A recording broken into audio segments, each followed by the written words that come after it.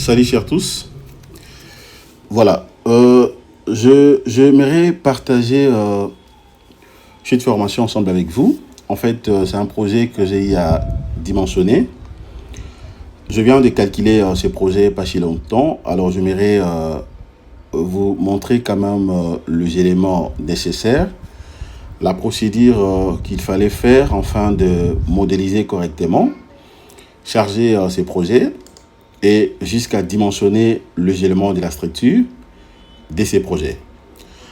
Alors, je crois que tout en regardant déjà les projets que je suis en train de vous montrer, vous comprenez s'il s'agit de quoi. Avant que je puisse me dévoiler à 100%, je pense que vous avez quand même une idée de ces projets que j'aimerais bien évidemment partager ensemble avec vous. J'avoue pour dire que j'ai déjà tous les éléments de la structure. Ok, donc c'est un projet que j'ai déjà dimensionné, comme je l'ai dit. Mais compte tenu de quelques questions que j'ai reçues des amis, alors je me suis dit c'est aussi important pour moi de partager mon expérience, enfin d'aider un, deux ou plusieurs personnes. Alors, j'aimerais que nous puissions débuter ensemble avec vous. Alors, ce que j'aimerais seulement vous rappeler, c'est que je n'aurai pas le temps de reprendre la modélisation, reprendre les chargements, reprendre la combinaison, voire même les dimensionnements de tous les éléments. Alors, comme je l'avais déjà fait, je vais tout simplement vous montrer la procédure à suivre, ce qu'il faudrait toucher comme onglet, afin de bien faire les choses. Donc, restez attentifs, notez s'il faut noter. Eh bien, vous aurez le temps également de me poser peut-être des questions au niveau de... et dans les commentaires, ou voire même en privé. Comme ça, je peux répondre à toutes vos questions. Voilà. En fait, il s'agit de quoi ce projet? C'est justement un radier nervuré que j'ai modélisé. Donc, d'une manière générale, je dirais que c'est une fondation profonde. C'est une fondation profonde, c'est une fondation sur pied que j'ai eu à modéliser. Bien évidemment, et les radiers nervurés qui est justement au-dessus, se repose sur le pied, qui est bien évidemment la fondation profonde. Alors, déjà, j'aimerais faire de mon mieux pour ne pas aller rapidement ou d'évoluer rapidement pour permettre à tout le monde de bien comprendre ce qu'il faut ou ce qu'il fallait faire. Alors, dans ce projet, ce qu'il faut noter, c'est que c'est un bâtiment beaucoup plus complexe. Le bâtiment, généralement, c'est un bâtiment R+9. Alors, compte tenu de tout ce qu'on a fait, et c'est-à-dire les essais au niveau des laboratoires, bien évidemment, donc j'étais les noms du laboratoire, et je n'ai pas voulu également vous partager peut-être, voilà, dans la note à ce qui concerne l'étude géotechnique, bien évidemment des laboratoires, comme c'est un projet voilà, qui est en cours d'exécution. Alors je me dis, je dois quand même sécuriser ces projets. Voilà, mais j'aimerais tout simplement vous présenter quelques points beaucoup plus importants. Alors, à l'entrée des G, le bâtiment, c'est un bâtiment R+9. Après avoir effectué la descente des charges et tout ce qui va avec, alors, le choix a été porté sur une fondation profonde. Mais c'est quel type de fondation profonde? Justement, c'est une fondation profonde, un radier général bien évidemment, qui sera reposé sur les fondations ou la fondation sur pied. Et à ce qui concerne la modélisation, j'étais d'abord obligé de commencer par modéliser cette partie infrastructure, enfin de la dimensionner.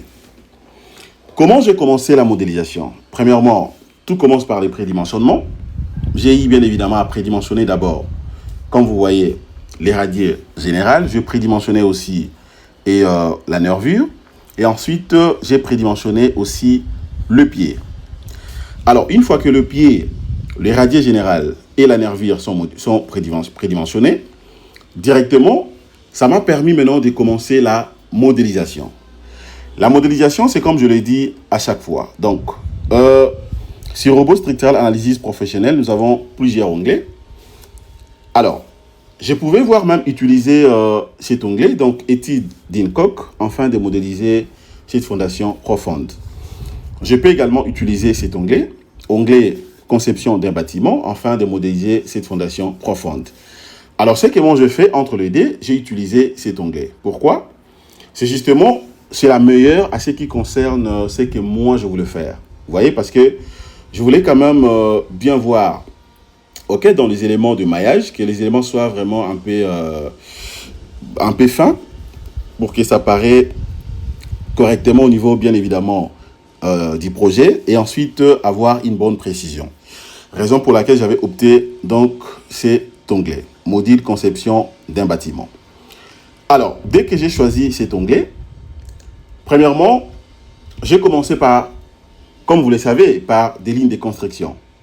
Les lignes de construction sont là. J'ai commencé d'abord à insérer mes lignes de construction, suivant bien évidemment les coordonnées cartésiennes, la direction des X, j'ai inséré tout ce qu'il faut. La direction des Y, j'ai inséré également tout ce qu'il faut. Mais seulement, j'aimerais souligner qu'au fur et à mesure que j'évoluais, je mélangeais en fait les lignes de construction.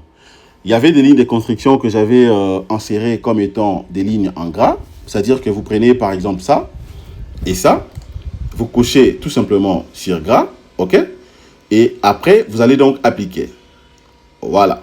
Dès que j'applique, vous allez voir que ça sera directement en gras. Alors, c'est comme ça que j'ai évolué. Justement, pourquoi? Parce que j'avais beaucoup de lignes de construction. Alors, pour avoir plus de précision, c'est important de mélanger, en fait, de différencier, en fait, les lignes. C'est ce que je fais. Et une fois que j'avais terminé avec les D et axes, c'est-à-dire X et Y, alors j'étais maintenant obligé d'insérer également les coordonnées suivant la direction des Z. Alors là, ça dépend. À ce qui me concerne, je n'avais pas utilisé l'onglet Z ici. Une fois inséré les coordonnées suivant la direction des X, suivant la direction des Y, je viens ici, j'applique et ensuite je ferme.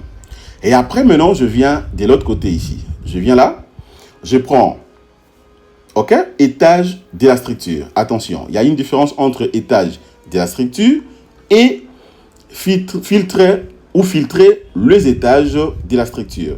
Ici, c'est pour filtrer. Mais de l'autre côté, c'est pour insérer directement d'autres valeurs, bien évidemment, des étages. Donc, j'avais pris ça, étage de la structure. Et c'est ici où je me suis permis à insérer directement les coordonnées suivant la direction des Z. Donc, c'est ça. La profondeur de mes pieds, j'avais une profondeur de moins 10 mètres. Donc, j'ai inséré moins 10 mètres de l'autre côté. Et dès que j'ai terminé avec mes lignes de construction, déjà, c'est bon. Et ensuite, qu'est-ce que je fais? Je pouvais directement commencer par la modélisation. Entre parenthèses. Avant de faire tout ça, c'est comme je l'ai dit à chaque fois. Vous ne pouviez pas travailler sur n'importe quel logiciel, que ce soit Robot Structural Analysis Professionnel, sans pourtant faire le paramétrage. Alors chez moi, le paramétrage que j'utilise, c'est justement par défaut. C'est déjà par défaut. Mais ce qu'il fallait commencer à faire d'abord, c'est d'abord le paramétrage. Donc vous venez soit ici, sur Outils, vous prenez Préférences de la tâche et Préférences tout simplement, afin de faire tout ce que je vous ai déjà montré. Le paramétrage. Alors une fois terminé, vous commencez maintenant avec les lignes de construction, comme je viens de les dire, et ensuite la modélisation. Comment je fais pour modéliser en fait cette fondation profonde? Qu'est-ce que je fais? J'ai commencé d'abord à modéliser le radier général. Alors vous allez comprendre que ici, il ne s'agit pas d'un radier plat. C'est un radier nerviré. C'est comme je l'ai dit, c'est un bâtiment à R plus 7, donc R plus 9 plutôt. C'est un bâtiment R plus 9. Alors déjà, les bâtiments ont été modélisés, on a fait la descente des charges, donc on savait déjà toutes les valeurs. OK, donc tout ce qu'il faut, les contraintes, l'effort normal, le moment fléchissant, le moment de torsion et tout ce qui va avec. Voilà, donc j'avais toutes les données. Mais ici, je suis en train de dimensionner tout simplement la partie infrastructure. Et donc, je savais déjà que je devais modéliser un radier nerviré. Alors, qu'est-ce que je fais? J'ai commencé d'abord par la modélisation des radiers.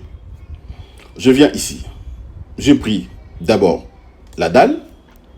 Ensuite, une fois que j'ai pris la dalle, qu'est-ce que je fais? Je viens là, je clique sur le PCR. Je clique. Alors, ensuite, je devais maintenant définir le PCR d'irradié.